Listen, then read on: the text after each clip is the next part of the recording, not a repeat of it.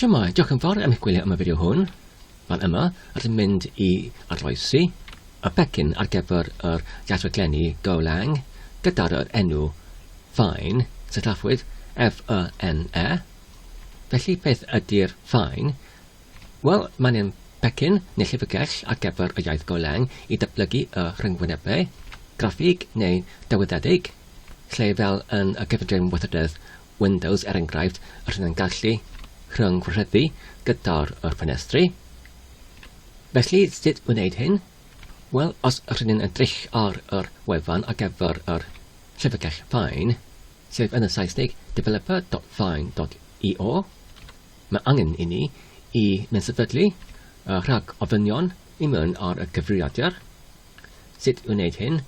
Felly, os rydym yn defnyddio cyfundrefn weithredeg Linux, rydym yn gallu rhedeg y gorchymyn sudo ac wedyn apt cysylltnod cerchu, mynd sefydlu ac wedyn Golang ac wedyn lib l1 mesa dev ac wedyn xorg cysylltnod dev.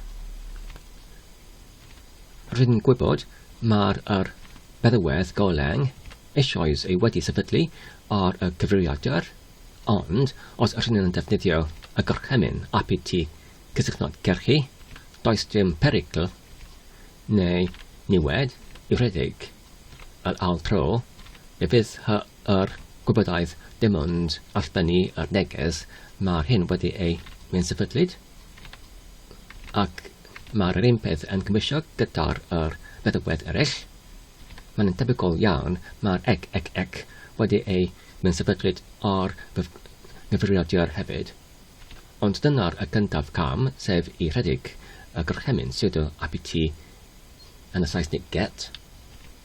Ac wedyn, ar ôl hynny, mae angen ni I rhedeg y gorchymyn go, ac wedyn gwaclau, ac wedyn yn y Saesneg get, gwaclau, ac wedyn fyne.io, /fyne, /v2, ampersand, yn y Saesneg diweddaraf, ac wedyn mae angen I ni, ar ôl hynny, I rhedeg y gorchymyn go unwaith eto, ac wedyn yn y Saesneg install neu mynd sefydlu yr fyne.io, /fyne, /v2, /xmd, /fyne, ampersand, ac wedyn yn y Saesneg diweddaraf unwaith eto.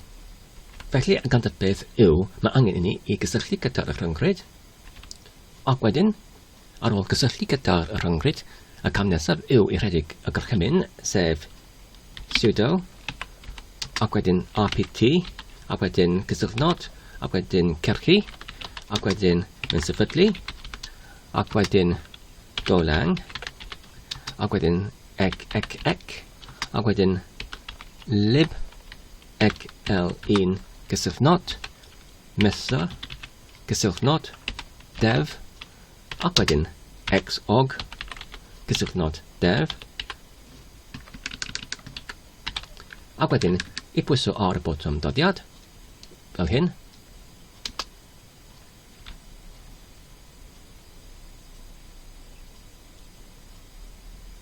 Nawr mae gyda ni neges, mae gan y pecynau canlynol dibyniaethau heb ei bodoli, sef ar gyfer y lib xft cysylltnod dev, mae angen I ni I mynd sefydlu llyfrgell lib font config 1 cysylltnod dev. Felly rydym yn gallu golygu gorchymyn o'r blaen I mynd sefydlu yn gyntaf llyfrgell lib font config 1 cysylltnod dev, ac wedyn I alrhedeg yr un gorchymyn fel hyn. Nawr mae angen I ni yn yr un fodd yn mynd sefydlu y llyfrgell lib, ac wedyn ed1 fel hyn. Nawr mae angen I ni I wneud yr un peth gyda'r pecyn ed cysylltnod dev fel hyn.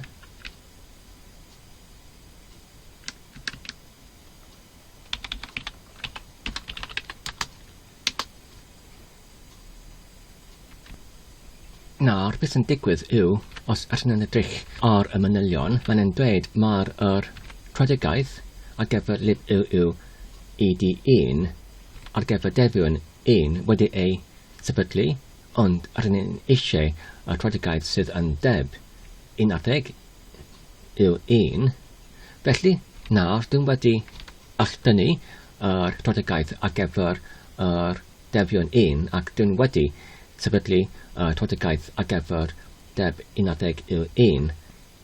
Felly, sut dadrysais i y trafferth hon, sef y problem lle mae'r becyn angenrheidiol yn disgwyl ar gyfer yr tradegaeth sydd yn deb 11, ond mae gyda ni yr tradegaeth o llyfrgell neu feddywedd lib ed1 defion 1 wedi ei mynd sefydlyd ar y cyfrifiadur.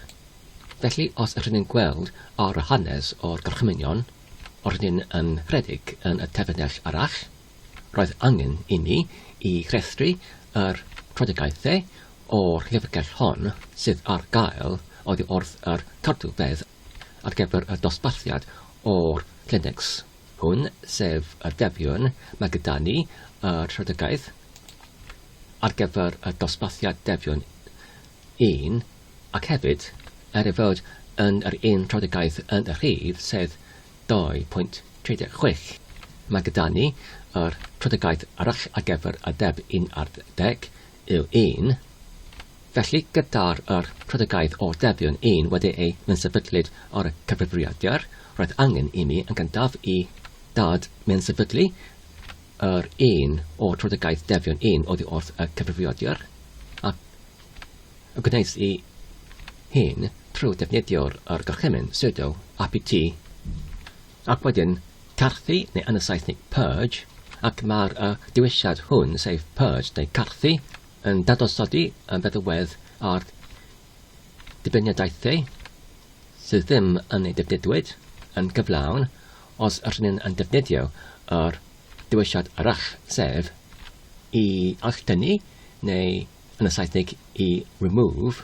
Mae'r hyn dim ond yn alldynnu y becyn enwedig, ond nid yn gyflawn oherwydd mae'r dibyniadaethau yn dal yn bodoli ar y cyfrifiadur.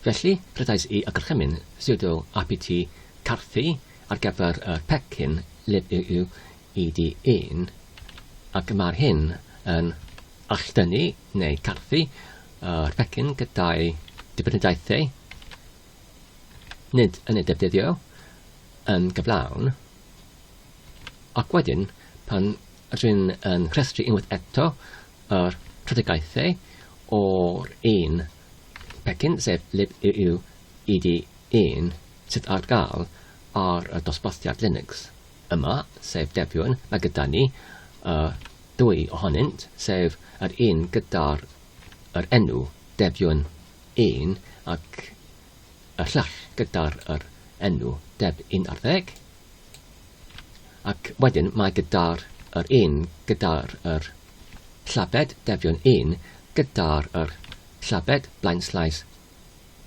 nar, ac yr un gyda'r llabed deb 11 gyda'r llabed blaenslaes wastadol.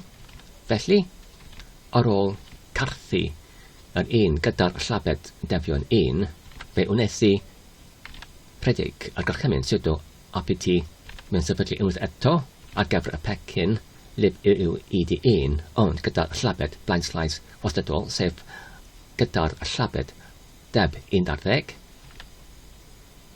ac mae'r hyn yn mynd sefydlu y pecyn gyda'r tradegaeth cywer. Na, os ydyn yn nawr yn alrhedeg y gorchymyn, beth sy'n digwydd? Nawr fe'n dweud ar ôl yr gweithrediad hwn, fe fydd 21.1 megabyte o'r gyfod ar yr disg yn ychwanegol yn cael ei ddefnyddiwyd. Ydych chi'n eisiau mynd ymlaen? Ydw.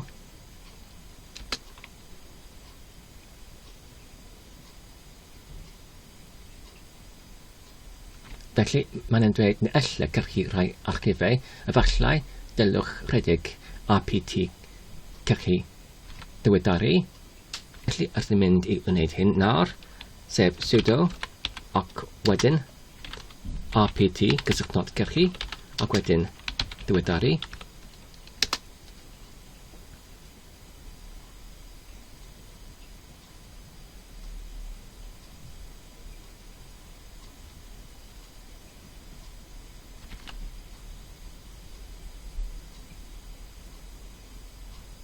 Nawr, os ydym ni unwaith eto yn rhedeg yr gorchymyn o'r blaen,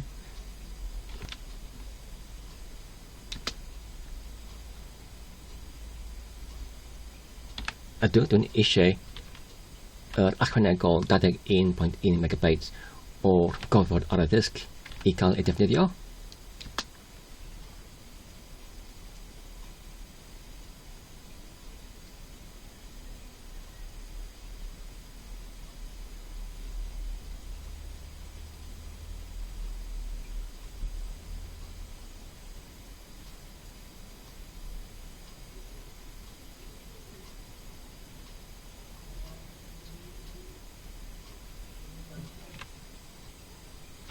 Ac nawr mae'n wedi gorffen.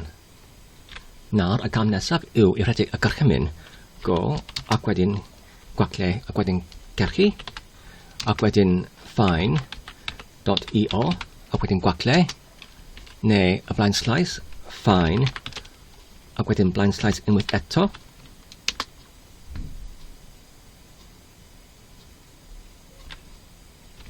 Ac mae'n wedi gorffen. Ac nawr mae angen i ni rhedeg yr un arall yn debygol i'r un o'r blaen, ond yn derfynu gyda'r y blaen slais XMD ac wedyn Fyne fel hyn.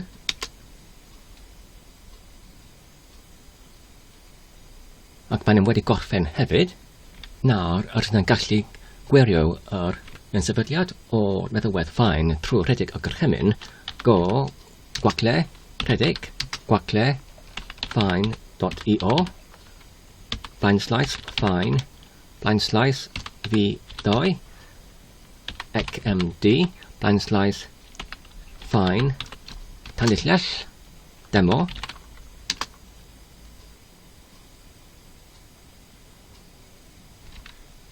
Mae'r hyn yn angen acydig o amser achos dwi'n dyfalu, mae'n angen i gydbentyrru yr holl feddalwedd i adeiladu y Fyne fel y feddalwedd cydweithredol ar yr cyfundrefn hwn.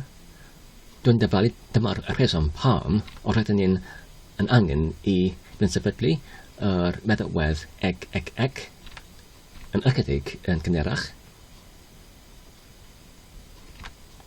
A dyna ni. Dyma'r arddangosiad o'r meddalwedd Fyne. Mae'n dweud croeso i'r app arddangosiad, Fyne dacle, neu celfycyn dacle, Fyne. Felly mae'r ffenestr hon yn arddangos yr adnodau sydd ar gael union yn yr dacle offeryn ar gyfer Fyne. Mae gyda ni yr canfas i greu yr cefndiroedd ar gyfer y ffenestri yn beth bynnag lliw neu lliwiau rydyn ni'n eisiau. Mae gyda ni yr animeddiadau ar gyfer yr gofrichau ar y ffenestr sef pa moddau neu dullau i ymateb pan mae y defnyddiwr yn dewis beth bynnag gyfrich ar yr cymwysiad graffig neu delweddig. Mae gyda ni yr eiconau hefyd sydd ar gael fel yr un fan yma i gadarnhau ac yn y blaen i archwilio, i alusodi, i wirio ac ati. Mae gyda ni taclenau hefyd fel yr un fan yma.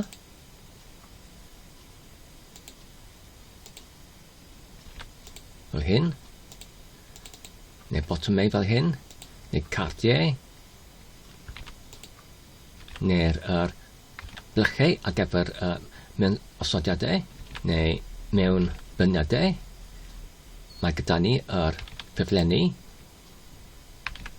mewnbaniadau,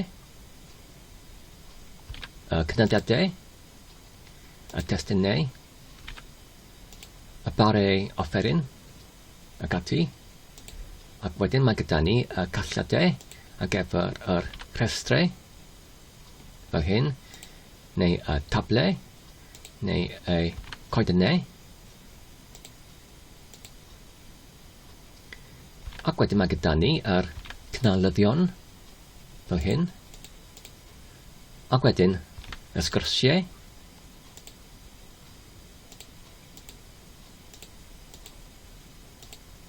Ac ati. Y ffenestri. Ac wedyn mae gyda ni y thema golau, neu goliedig, ac wedyn y thema diwyll. Ac hefyd mae gyda ni y diwyllenni ar y brig, fel hyn ar gyfer y ffeil, ac wedyn yr hwnfan yma i olygu, ac wedyn yr hwnfan yma ar gyfer cymorth. Felly mae'r hyn yn arddangos yr adnoddau sydd ar gael gyda'r taclau offeryn ar gyfer y datblygwr sydd yn defnyddio y taclau offeryn ar gyfer yr llyfrgell Golang Fyne ar gyfer yr rhyngwyneb graffig neu delweddydig. Felly os ydyn nhw'n cael hwn fan yma, ac nawr os ydyn nhw'n dychwelyd i'r ffeil cortaddiad ar gyfer hello byd, felly os ydyn eisiau i defnyddio y llyfrgell Fyne fan yma, yn gyntaf mae angen ni i mewnfori y llyfrgell fel hyn, i defnyddio'r ar mewnfori, ac wedyn y lleoliad lle mae'r llyfrgell yn bodoli, sef Fyne.io, /, ac wedyn Fyne, ac wedyn V2, ac wedyn /RPP.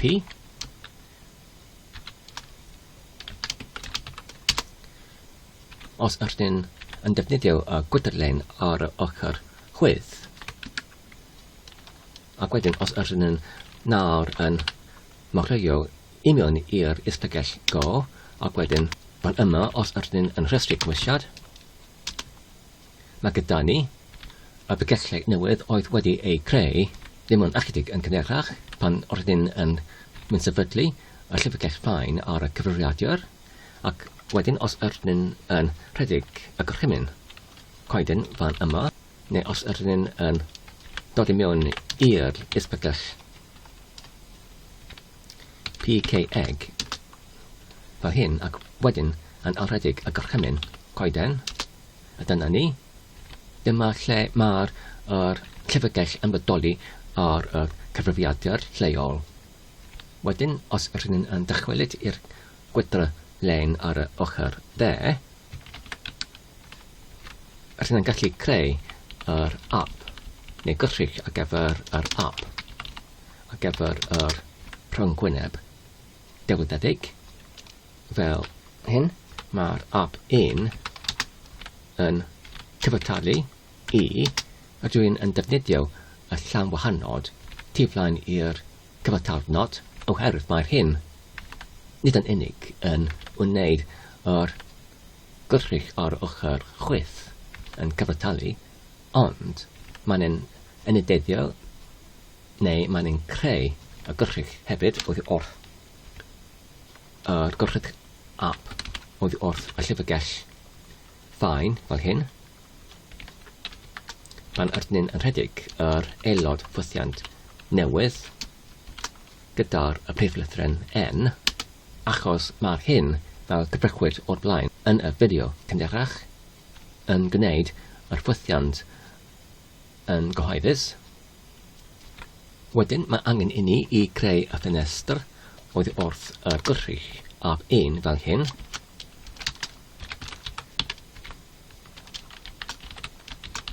Ac wedyn, ar gyfer y parametrau mae angen i ni i pasio rhyw fath o'r testyn ar gyfer yr teitl o'r ffenestr, rhywbeth fel ffenestr 1.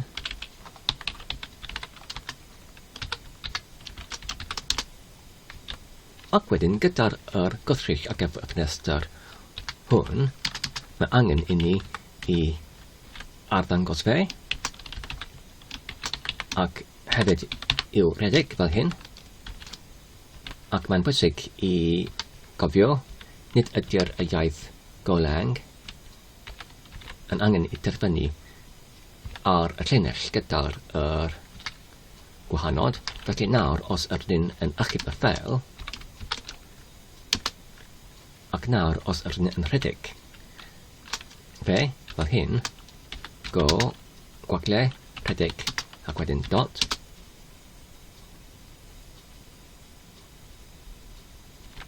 Felly yn gyntaf, mae gyda ni yr allbyniad oddi wrth yr modolion eraill, ac hefyd, fel chi'n gweld, mae gyda ni yr ffenestr newydd fan yma gyda'r teitl ffenestr 1.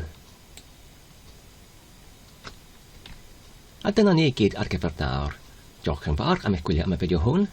Tan y tro nesaf, cadw saff a hwyl.